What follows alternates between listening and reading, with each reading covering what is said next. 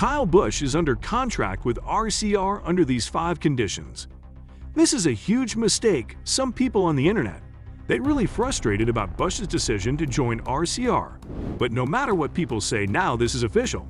And as the news comes, there are so many conditions that Kyle has to follow in order to continue with RCR. So what are they?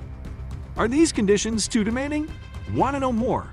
Hey NASCAR fans, welcome back to NASCAR Zone, where we update your daily dose of NASCAR.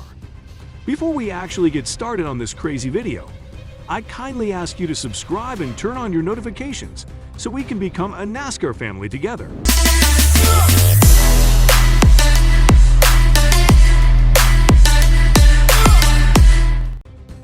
The news that Kyle Busch has signed a multi-year contract to drive for Richard Childress Racing in 2023 was disappointingly anticlimactic when it was reported over the weekend that the deal had already been finalized. Busch made the announcement. Nevertheless, a number of questions remained unanswered. Some of those questions were addressed and answered. Here is a list of important questions, as well as answers, where possible, to those questions concerning Busch's decision to drive for Richard Childress Racing following the conclusion of this season with Joe Gibbs Racing. Condition number 1. Which number cars does Busch plan to drive? So he will be driving the number 8 car in the race. Childress stated that he had a conversation with Tyler Reddick approximately an hour before it was made public that Reddick would not be driving the number 8 car the following season. This was a not-so-subtle reference to the fact that Childress had stated in the past that he had not been aware of Reddick's announcement to 23XI Racing. "I just told him we had a contract to race next year," Childress said of his conversation with Reddick on Tuesday. "I'll talk to him later about keeping him posted on how it's going and what we're going to be doing, how we're going to put it together." Old two-timer out there. Proud of you, buddy. Way to stick with it. Great job, guys. Moving further to condition number 2, who will be in charge of the crew for Busch?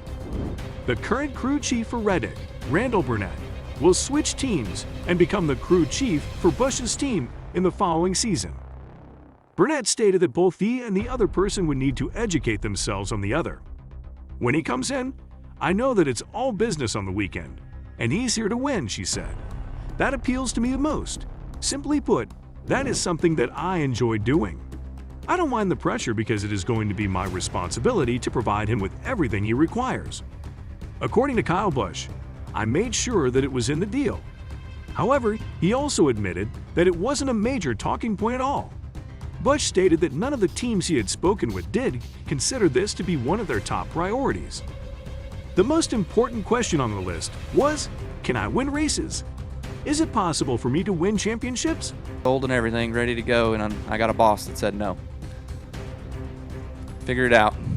And then what does KBM look like? There was no mention of the Indy 500 on that paper.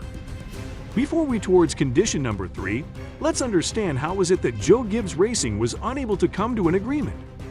Busch was quoted as saying, "The only thing I can say in response to that is that it did not occur. It would appear that they have other plans in the works, possibly involving other sponsors, and that is the path that they are planning to take." Busch responded, "Fair assessment," when asked if he thought JGR would prefer to get a driver who wouldn't cost as much as a 2-time Cup champion.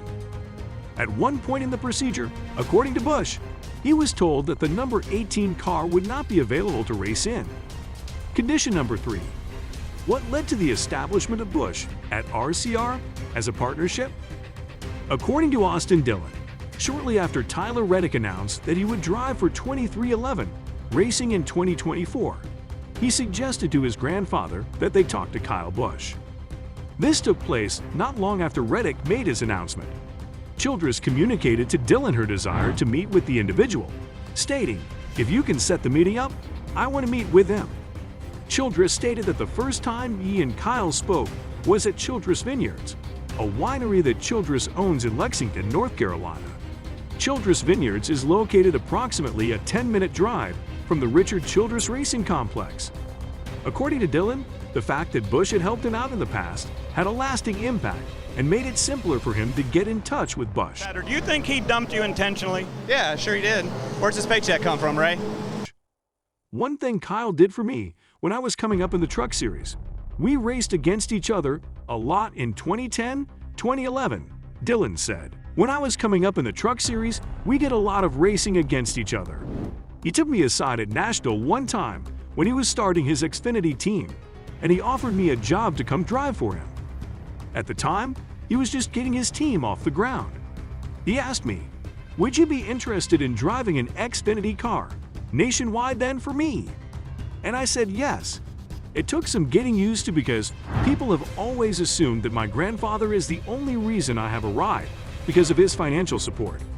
Therefore, he was one of the few guys who, in addition to my grandfather, offered to give me a ride, even after everything with the family, the fight, and everything else that happened. I never forgot that about Kyle, because he was the first person, other than my grandfather, to offer me a job. I've always had a soft spot for him.